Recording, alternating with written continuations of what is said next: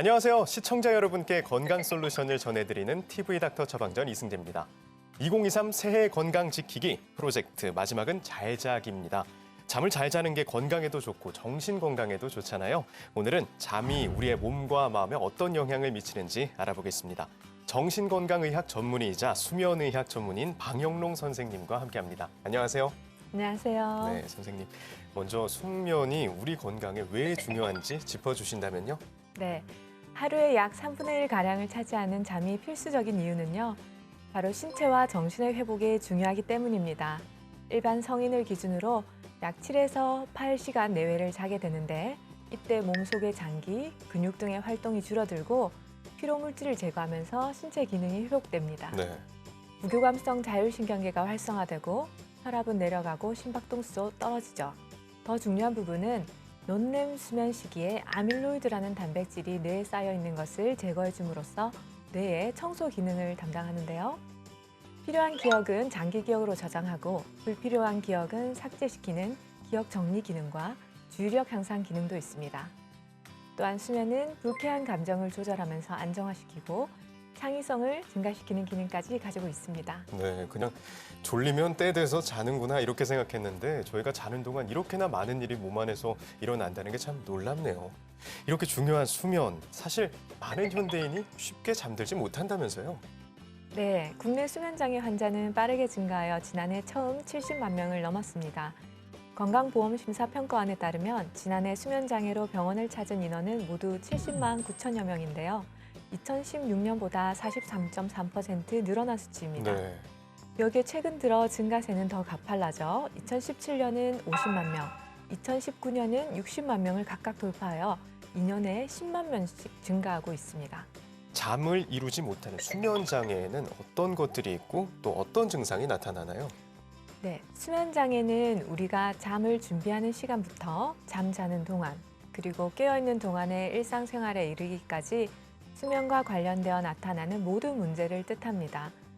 다음과 같은 종류가 있는데요.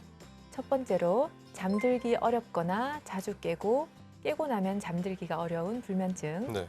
두 번째는 코골이, 무호흡 등이 나타나는 수면 관련 호흡장애. 호흡 장애. 세 번째는 기면증 같은 과다 졸림 장애. 그리고 네 번째는 하루 주기 리듬과 맞지 않아 나타나는 불규칙한 수면 각성 장애. 네. 다섯째로는 목류병 또는 렘 수면 행동 장애와 같은 사건 수면. 마지막으로 하지불안 증후군, 주기성 사지 운동 장애, 이갈이 등과 같은 수면 관련 운동 장애 등이 발생합니다. 수면 장애가 정말 다양한 모습으로 나타나네요. 그러면 이렇게나 다양하게 원인이 있을 것 같거든요. 그렇습니다. 수면 장애는 종류에 따라 그 원인이 다양하고 네. 증상도 개인차에 따라 다양합니다. 대표적인 수면 장애인 불면증 같은 경우만 해도 잠을 방해하는 여러 가지 신체적 질환이나 통증이 원인이 될 수도 있고요. 우울증이나 불안증과 같은 정신질환에서 보이는 일부 증상일 수도 있습니다. 대개 처음 발생할 때는 일시적 충격이나 정신적 스트레스와 밀접한 연관이 있습니다. 수면 장애가 증상과 원인의 개인차가 크다, 심하다 이렇게 말씀을 해주셨습니다. 그러면 그만큼 진단하기도 어렵겠네요. 수면장애는 증상과 원인이 개인차가 심해 진단하기 어려울 뿐더러 질환으로 인식하는 사람이 적어 치료받는 환자들이 적습니다. 그렇군요. 예를 들어 수면 무호흡증 환자들은 밤에는 잘 잔다고 생각하시지만 자주 깨고 수면의 질이 떨어지기 때문에 특히 낮 시간대에 졸음을 호소하는 경우가 많은데요. 이를 단순 피로로 오인하실 수도 있습니다. 본인은 모를 수도 있잖아요. 그럼요. 네. 예. 그리고 필요에 따라 수면 상태에서 환자의 뇌파, 안구 운동, 근전도 등의 생체 정보를 수집하는 수면 다원 검사를 통해 원인 파악이나 정확한 진단이 가능합니다. 지금 말씀하신 수면 다원 검사는 구체적으로 어떤 검사죠? 네, 병원에서 여러 가지 센서를 부착하고 하룻밤 자는 검사인데요.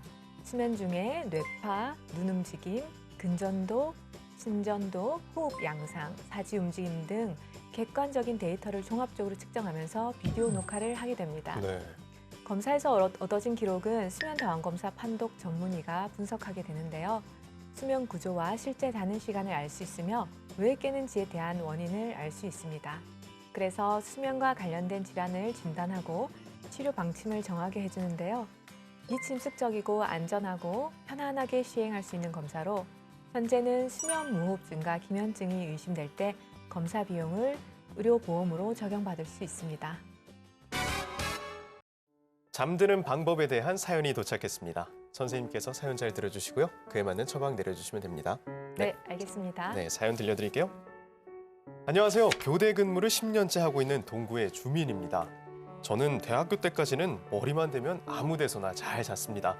그런데 직장인이 되고 나서 불면증에 시달립니다. 잠이 잘 온다는 베개도 써보고 안대도 써봤는데요. 뭔가 마음이 촉박해서 잠이 쉽게 안 들어요.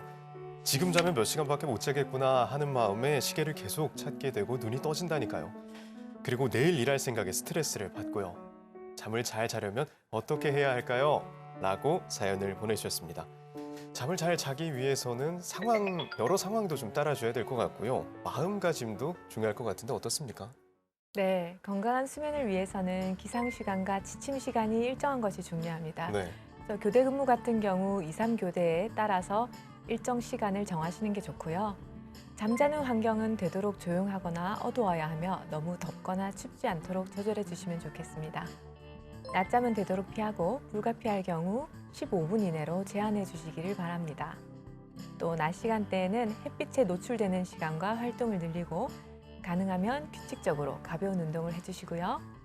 과도한 스트레스, 긴장, 고민은 수면을 방해하죠. 그래서 잠자리에서는 분리하거나 자제하려는 노력이 필요하며 천천히 심호흡을 하면서 신체 감각에만 집중하여 이완하는 과정이 도움이 될 수 있겠습니다. 알겠습니다. 물에 떠 있는 것처럼 이렇게 몸을 좀 풀어주는 것도 도움이 된다고 하네요.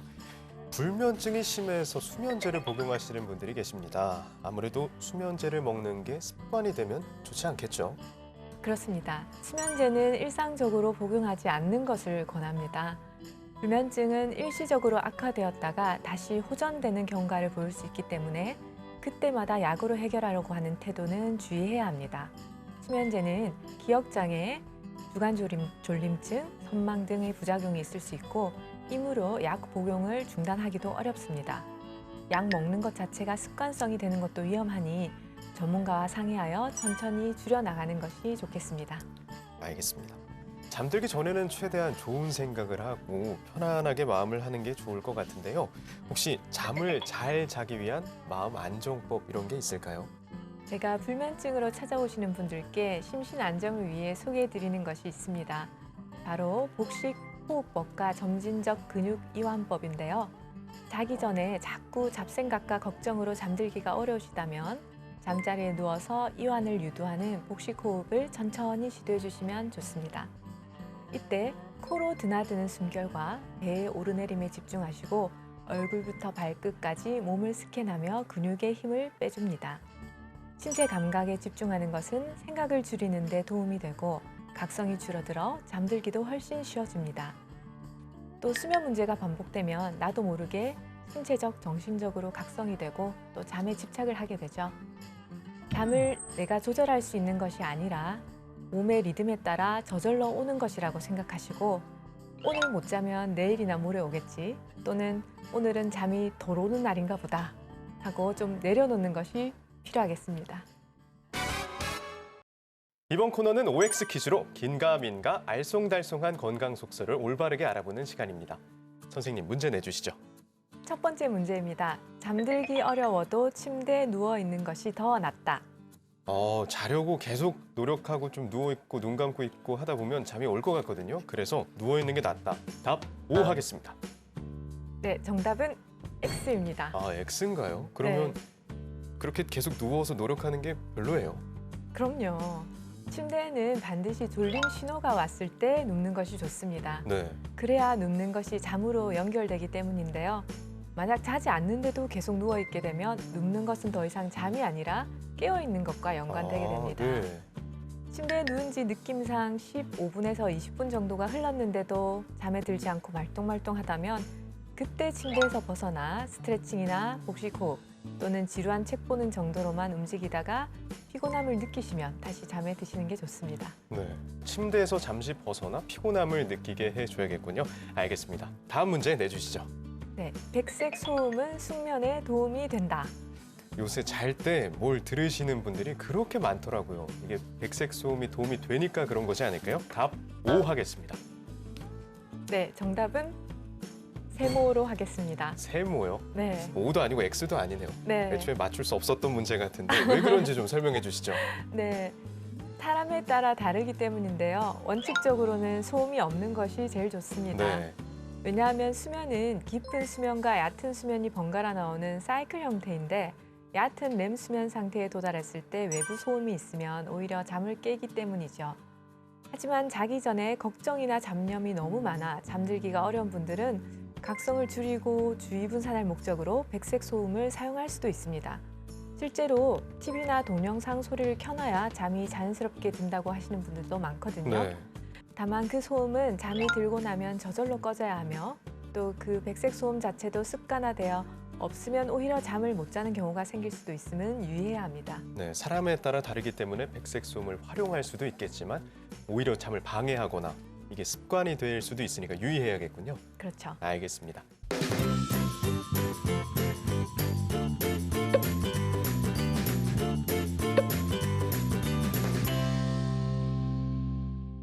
TV닥터 처방전 벌써 마칠 시간이 됐습니다.